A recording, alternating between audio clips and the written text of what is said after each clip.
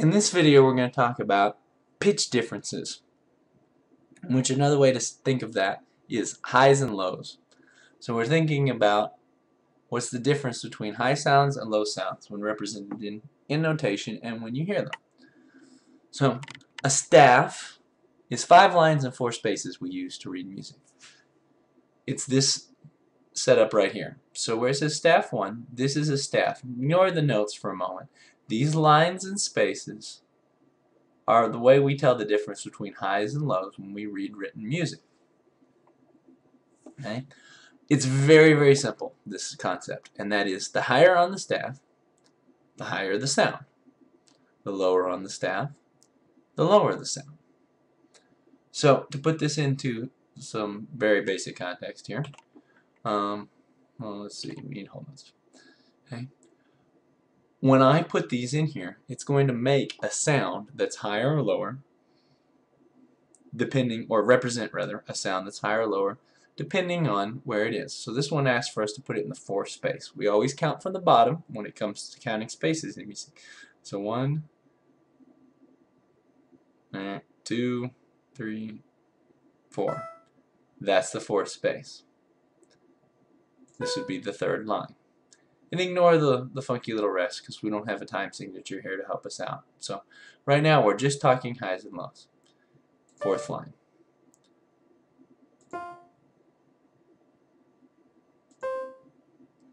And you should be able to even hear the difference in the sounds, highs versus lows. So think about down here. If we were going to draw a note on these indicated spaces, where would I need to put this?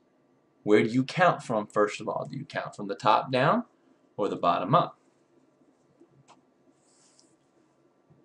Well, as we talked about earlier, we count from the bottom up. So if this is line 5 and the staff is 5 lines and 4 spaces, this is going to be one where the line goes on the top. But when we say it's on the line, we mean that the line bisects the note, goes directly through the middle of it, cuts it in half. So the difference between a note that's on a space, look up here at the top, or a note that's on a line, the spaces are evenly between the lines. And if the note is on the line, then that means that the line bisects it. Okay? So look at line 3. Hopefully, it's very easy just at a glance, even if you don't know anything about reading music, which note is higher and which note is lower. But let's add a little audio help to this.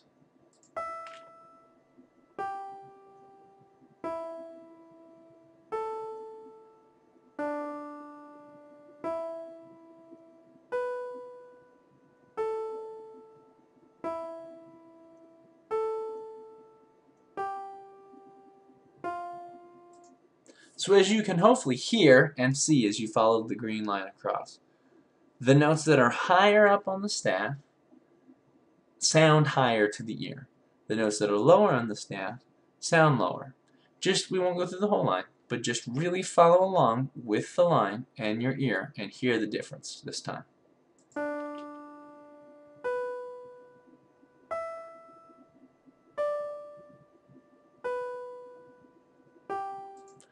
So hopefully you can hear that difference. Now, that doesn't give us enough information to actually be able to read pitches. To do that, we have to talk about these things called clefs. Okay? Clefs are symbols that allow us to know what the staff is really telling us. Okay? I like to think of them as kind of like a legend on a map.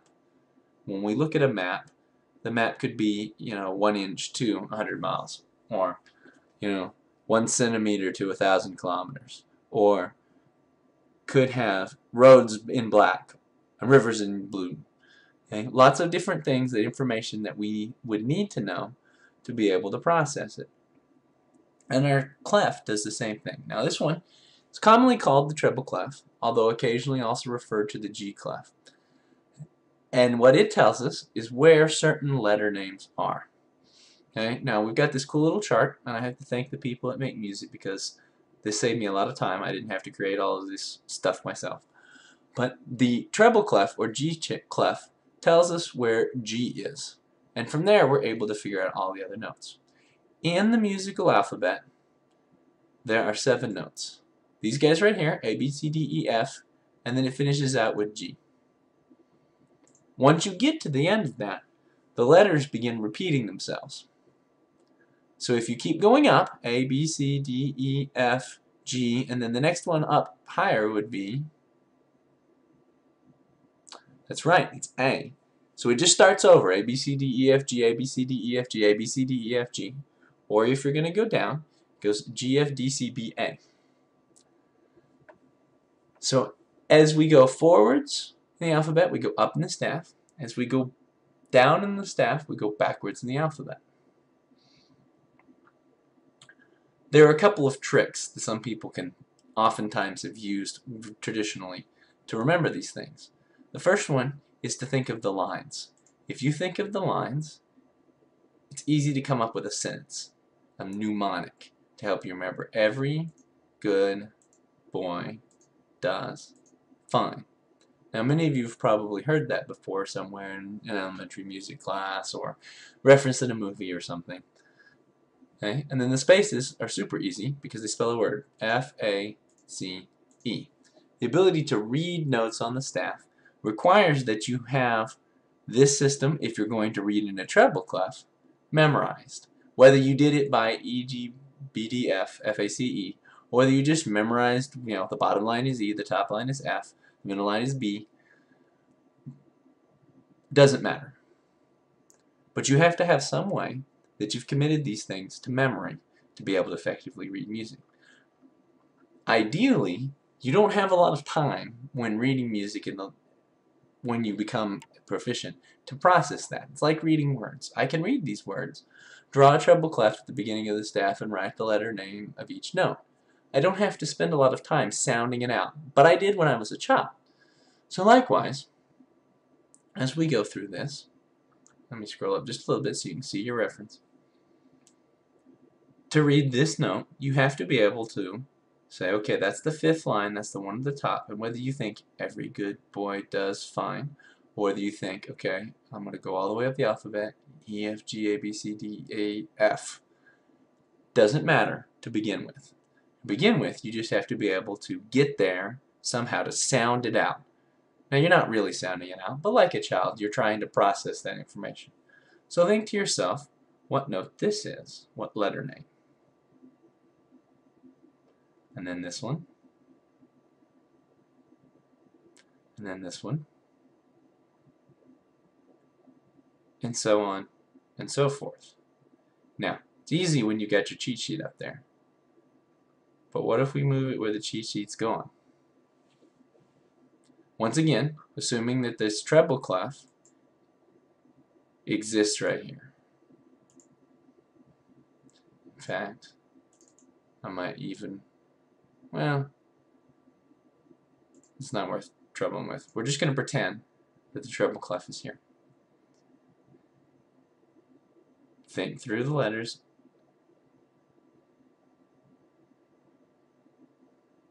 Are you able to get some of them? And then eventually, as you get more proficient, you're going to be able to just blow through them and think, F, E, A, B, G, E, D, F, E, G, D, D, and work your way through it. Now, that's not the only clef that exists. That's one guideline. But there are others. The most common other one, and certainly the only one that we're going to be talking about for quite some time on these videos, is going to be bass clef. Now, the bass clef takes the same staff. What's a staff? If you remembered from earlier that it's 5 lines and 4 spaces, great job. You're rocking it. It takes the same staff, but it assigns different letters. So where we used to have every good boy does fine, now we have good boys do fine always. And all cows eat grass. Or, if you're thinking about it in the musical alphabet, your first space is A, and you just work your way through the alphabet. A, B, C, D, E, F, G, and then once we get to G, We have to start over again because there are only 7 letters in our musical alphabet with A. So what this has done is taken the same staff, the same 5 lines and 4 spaces, and changed which letters go along with it. So if we go down here, this used to be C in treble clef. But if we look at our bass clef, which has told us that the lines and spaces have different letters, we now realize that that same third space is now E. What about this one? That's right. If you figured it out that it was F, good job. Okay, it's 1 above E, which means it has to be 1 forward in the alphabet. It's also on the 4th line. Good boys do fine, always. And as I said before, it doesn't matter which system you use at the beginning. Okay? Like learning to read, you have to work your way through this because you're learning to read something that is different. However, also like learning to read, you have to commit some vocabulary to memory. You cannot be looking up the words for cat and dog and see spot run every time you try to read English. Or, in the case of this, if a note can be drawn in more than one place on the staff. If I had to look up every single one of those words, that would make talking to me incredibly painful, or at least more painful than it is already.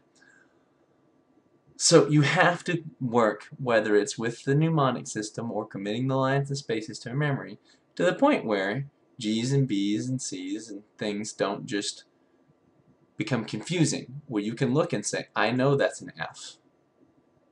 I know it, because I know where that space is in the bass clef. It's also part of the reason why it can be difficult when beginners are learning to read if they're all mixed together. Because they're all going to be learning this F may be a D in treble clef. Maybe something else in one of the other clefs, which we haven't talked about, and won't be in this particular video. So hopefully that gives you an idea of what the staff is and the difference between highs and lows. Now, just to pound home a point from the beginning, the higher it is on the staff, the higher it sounds. The lower it is on the staff, the lower it sounds, regardless of the clef. So it doesn't matter if the clef is treble clef or bass clef. So let's put that into practice real quick, just to make sure that we're all on the same page. Here are all the clefs. We're not going to talk about all those. Okay? But we are going to start with a basic bass clef. So in our basic bass clef that we have here, and in our 4/4 time,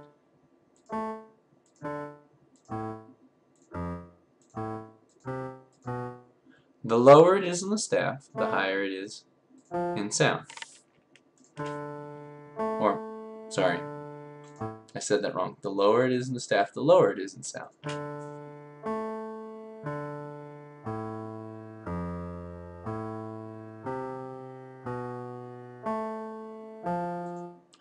But the clef doesn't change that it's lower or higher compared to the other notes. And it doesn't change it on the staff. All the clef really changes is how high or low it really sounds. Notice how, to make it sound the same, the computer program automatically put those notes really low, scarily low. So we're going to move them up. Back into a happy place. Let's do one more. I can live with that.